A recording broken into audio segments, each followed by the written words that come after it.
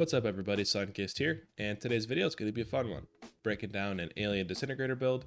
Since we got the Invaders from Beyond event coming up, figured might as well fight back those Zetans with their own weapons, right? So, I'm going to break down a build for you, just to give you a heads up. It's not the greatest energy weapon, but it definitely is a lot of fun to use, and you know what, that's why we're going to use it. So, hopefully you enjoy the video. If you do, definitely hit the like button, and I'll catch you at the end.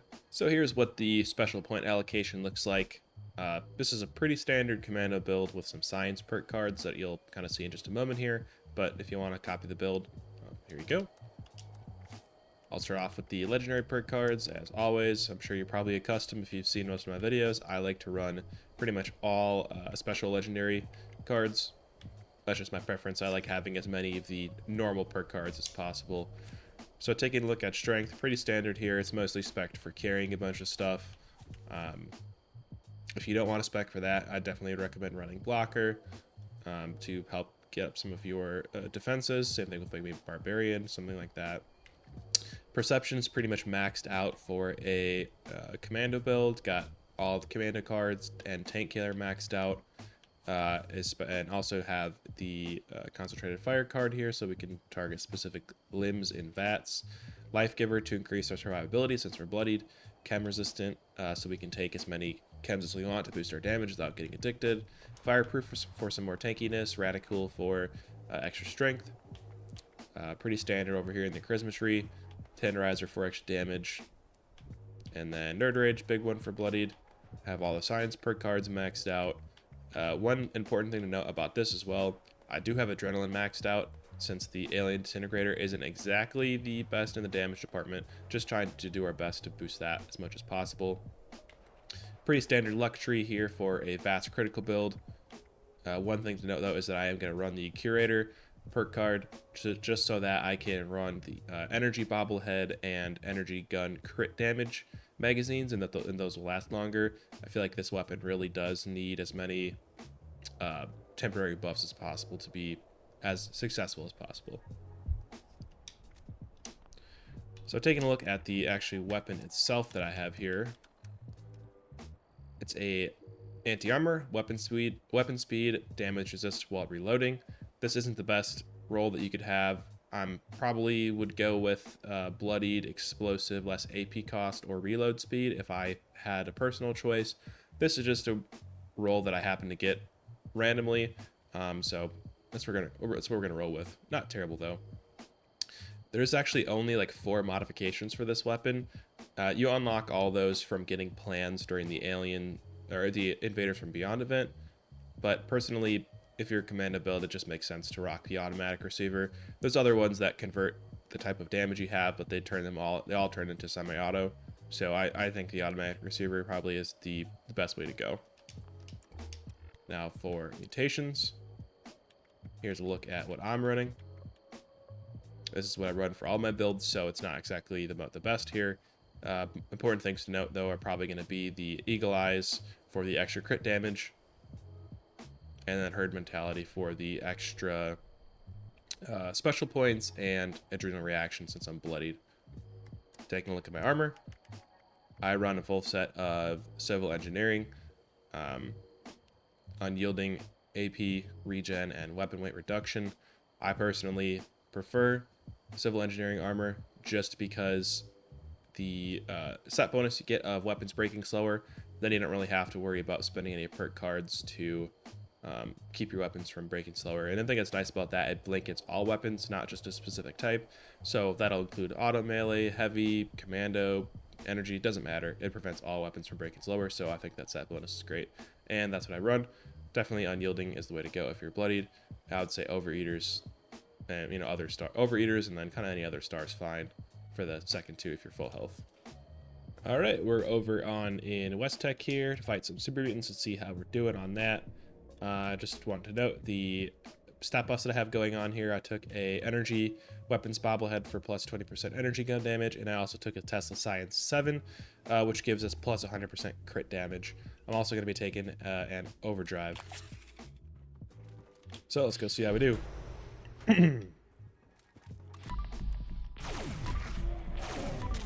So at about 4 shots on a super mutant hound, with energies, with crits and stuff. Not too bad, hitting like 203 headshots on screens. Is that 440? Yeah, so we're hitting like 400-ish headshots with crits. So it's not terrible, but could definitely be better. One important thing to note is these actually have the alien blaster rounds that this shoots. Excuse me. Has a pretty slow travel time, so you have to kind of wait for the rounds to hit enemies sometimes, which honestly can feel like you're dealing a lot less critical hits because it's filling up your critical meter a lot slower since you're waiting for the ammo to travel through and hit them. But overall, not too bad though. I think the thing that really draws me to this is kind of its... I think the sound is just really cool. That's really why I use it. And also, it's a good themed weapon to use during the Alien Invaders and Beyond event. Also, it just kind of reminds me of Fallout 3. So, I mean, as you can see, you could be pretty successful with most commando weapons in Fallout 76 if you're spec'd for it. Not doing anything too bad. One thing that is nice about it is it does have a mag size of 40, which is nice. You don't have to worry about getting quad as the first star, and then you can focus on getting something more damage related. But it didn't do too bad, so let's go move on to some other enemies. Alright, so we fast traveled over into Robco here, fight some robots, and see how we do against the robots. Definitely... Where am I going here? That's the basement. No, I want to go to the basement. Just kind of want to fight some robots, you know? There we go. Not bad. Yeah, no, I mean, this is definitely a better close range weapon. I mean, it's not ideal for long range because you do the projectile speed is pretty slow on this. So definitely recommend just running it close range if possible.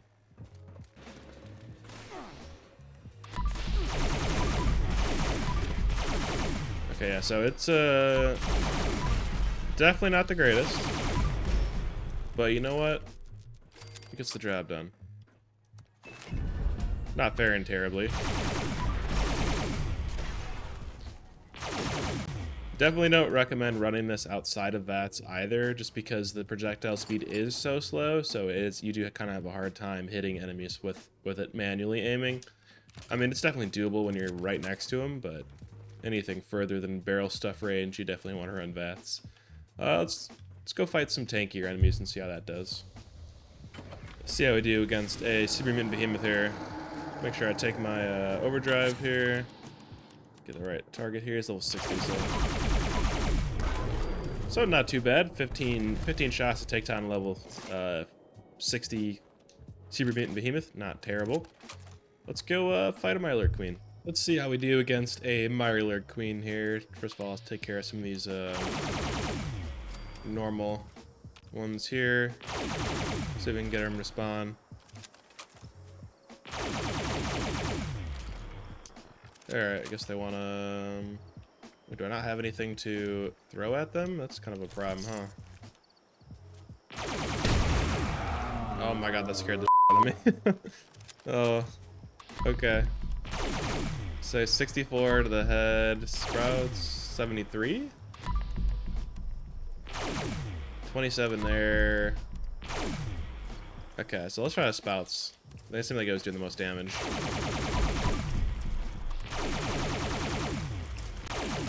Not doing as much damage as we'd like here. I'm probably about to get killed.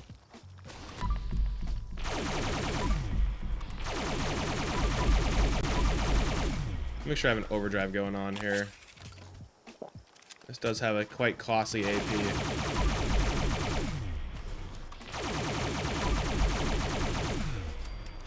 Okay, so definitely not the most effective against Mirelurk Queens, but you know what? Makes a cool noise, makes a cool reload sound. I guess that's really what matters, right? So overall, definitely the damage is a little disappointing on the weapon. I think it could definitely use a buff, considering it is a little bit harder of a weapon to acquire since you need to get the plans from Invaders and Beyond, or it is a droppable weapon, but only if it has no attachments on it. If it has attachments on it that somebody learned, then it's no longer tradable. But I think when you compare it against this competition, the plasma rifle, the Enclave plasma rifle, and energy, or laser rifles and stuff, it kind of falls a little bit short. I guess the one advantage you could say that it has is that it does have 40 round capacity without having quad, which is kind of nice. But yeah, I think it could use a buff. It's still fun to use, makes a cool shooting noise, makes a cool reload sound, and gives you some nostalgia for Fallout 3 Mothership Zeta. So I think it'll be sufficient to fight back the Invaders from beyond. But let me know in the comments what you think. Do you have this weapon yourself? Do you look forward to getting it during the Invaders from Beyond event? And let me know what's your favorite energy weapon is. Thanks for watching, and I'll catch you in the next one.